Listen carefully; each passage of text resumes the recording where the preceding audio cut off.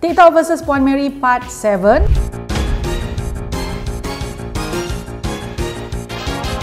Dalam reaction video kali ini, khas untuk reaction kepada video-video TikTok ni, dia adalah tentang mana-mana video yang terpilih lah ya, yang berkaitan dengan apa yang ditampal, disapu, digesel, digosok di muka.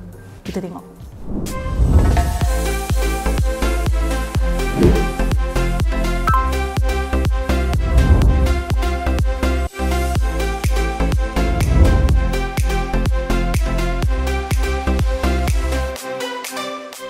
So, ladies and gentlemen, glowy girls, glowy guys, we have 3 video pada hari ini. Kita nak tengok video yang mana yang pertama dulu. Ya, bahagian luar dia saya nampak macam ada muka, macam ada parut-parut, kesan jerawat. Kita tengok apa yang dilakukannya. Mudah-mudahan tidak mengejutkan.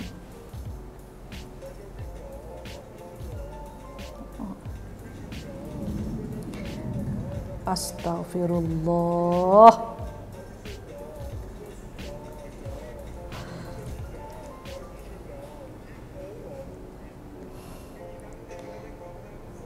La ilaha illallah. Ini benda yang saya tak suka pasal TikTok, sebab dia terlalu pendek. Kita nak bagi explanation, dia rumit lah sebab jangka masa tu pendek. So now, yeah, that guy tadi dia pakai micro needling tools, yeah. Dia gosokkan kat muka dia dan obviously wajah dia mempunyai jerawat aktif. Okay, baik. You know my stand. My stand is very clear. Micro needling tidak boleh dilakukan sendiri di rumah. Dalam keadaan apatah lagi muka anda mempunyai jerawat yang aktif. Not good. Sebabnya adalah tusukan-tusukan jarum tu dia pergi pada jerawat yang aktif, dia akan membuatkan jerawat itu pecah. Bakteria, segala kekotoran dalam jerawat itu boleh berpindah pada alat. Kita gosok pula pada kawasan yang lain, berpindah pula lah bakteria tu pergi kawasan yang lain. Malah kawasan yang tadi kita gosok tu, yang ada jerawat tu, bila dia pecah, dia tidak memulihkannya, malahan itu menerukkan keadaan. You are damaging the skin, not healing the skin. So micro needling ni sebetulnya memang tak boleh dilakukan ke atas wajah yang mempunyai jerawat yang aktif. So in the end, kalau kita tengok video tadi, dia tunjuk jerawat dia jadi lebih besar, jadi lebih teruk.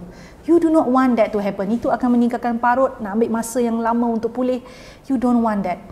Let me give you one more advice. Kalau nampak video macam ni, jangan tengok habis. Nampak je micro needler orang buat sendiri, tinggalkan terus. Tinggalkan terus, tak payah buat. Tak payah buat sendiri. Okay?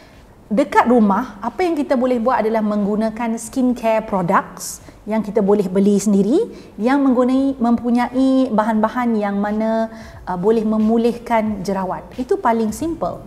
So, paling simple, salicylic acid. Kalau nak bunuh bakteria, benzoyl peroxide boleh, niacinamide boleh. Ada sangat banyak pilihan bahan dalam produk yang bersifat anti-acne. Use that. Kalau cara itu tak menjadi, then you go to see doctor.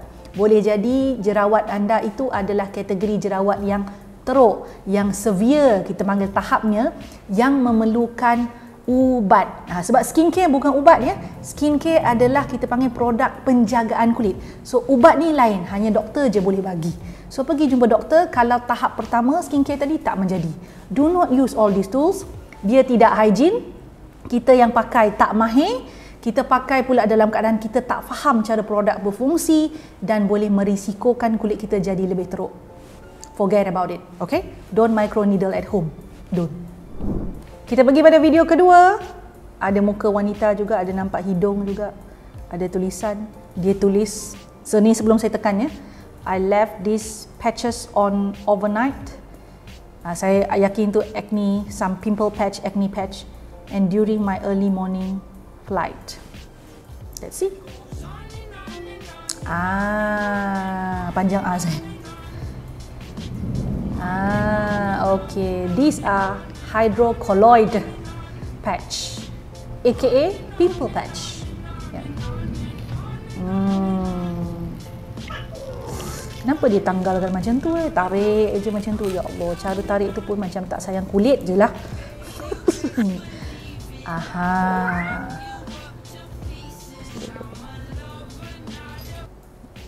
Okey? Right. Okey. Apakah benda yang dia letakkan tadi itu? Itu adalah hydrocolloid patch. Okey. Hydrocolloid patch ni dah lama dah dalam dunia perubatan ataupun wound healing process. Ya, hydrocolloid patch ni memang digunakan untuk dipakai pada kawasan yang ada bukaan luka.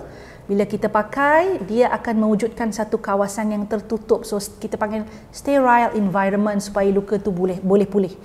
Another function hydrocolloid patch ni adalah dia boleh menyerap segala kelembapan. Biasanya kalau kulit kita luka kan, dia akan ada kelembapan-kelembapan dalam bentuk macam cecair-cecair macam tu, supaya proses kelembapan itu diserap pada patch ini dan proses pemulihan luka jadi lebih cepat dalam keadaan yang terkawal, yang bersih, ya.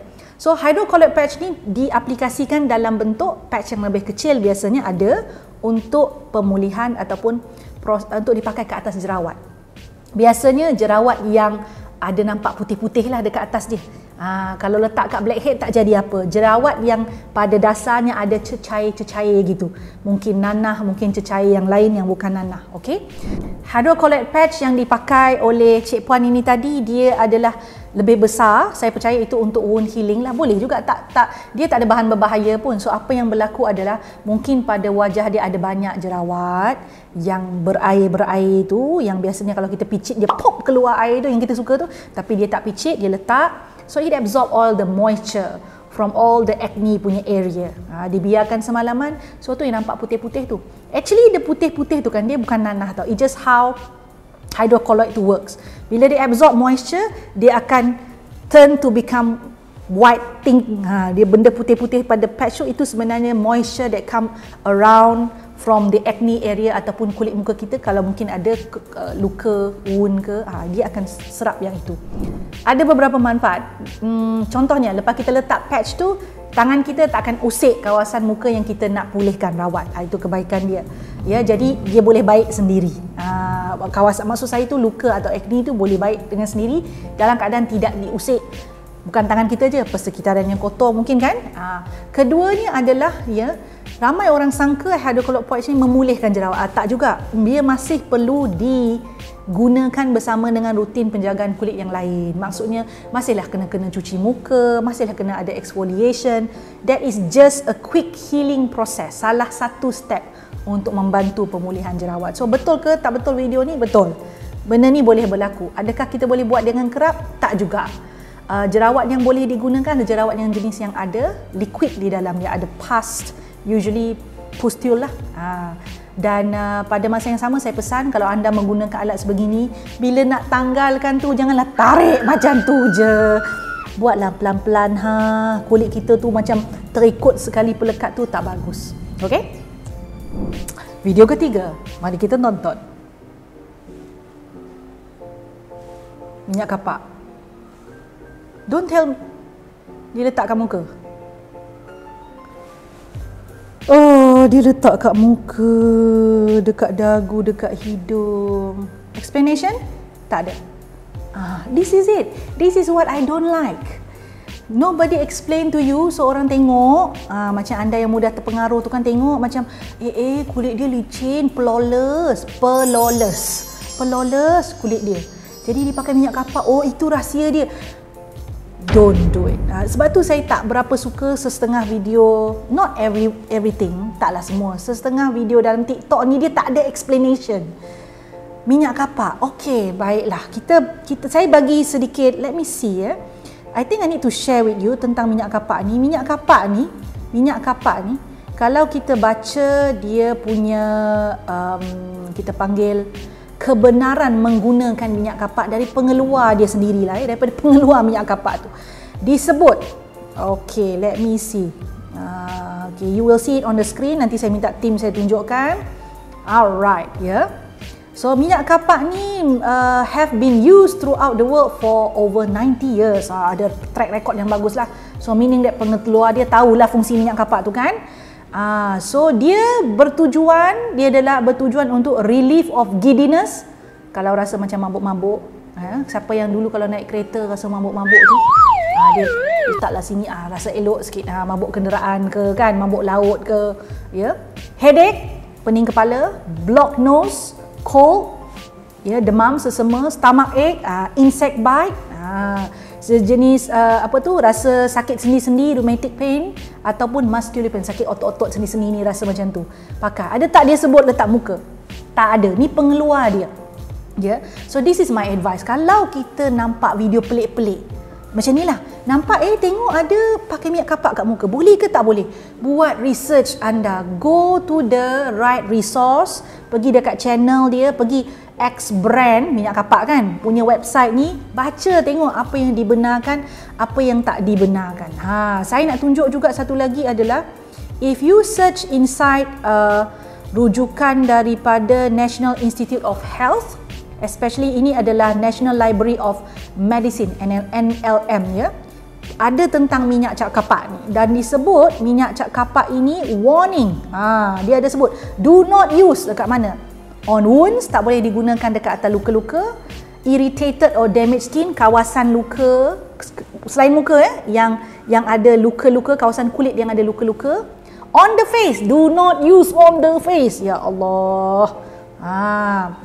Satu lagi, minyak cap kapak kalau pakai dekat muka, kulit ni nipis. Satu lagi, mata tu dekat situ ada banyak ruang-ruang, kita panggil lorong-lorong yang mana boleh membuatkan produk tu sampai ke dalam abdomen, bahagian organ dalam badan kita ni, which way it should not be. Please do not use. Siapa ni video ni? Saya nak cakap siap-siap ya, memberikan video dan pengetahuan yang salah, kemudian orang amalkan, berdosa tau. Dah jadi ustazah, berdosa lah. Tak bagi explanation, orang buat jadi salah, berdosa lah, because kita memudaratkan orang lain. Salah lah. Jangan follow, okay? Glowy Girls, bagi tahu kawan-kawan, jangan follow. Okay, see you next time. Ada tak video lain? TikTok versus Puan Mary yang ke-8 kita nak feature. Dan biarkan saya bantu anda memberikan pembetulan yang sebetulnya. Okay? Nampak tak sedih lah? Sedih betul. Minyak cap kapak, don't. Okay, bye. Suka video yang saya selalu kongsikan? Apa kata? Jangan apa kata, buat sekarang ya. Subscribe channel saya, like, share, dan pastikan tekan butang loceng tu. Yang ada loceng tu, yang cute-cute loceng kecil tu, tekan supaya anda mendapat notifikasi setiap kali saya masukkan video baru. Jangan terlepas, jangan tertinggal. Buat sekarang.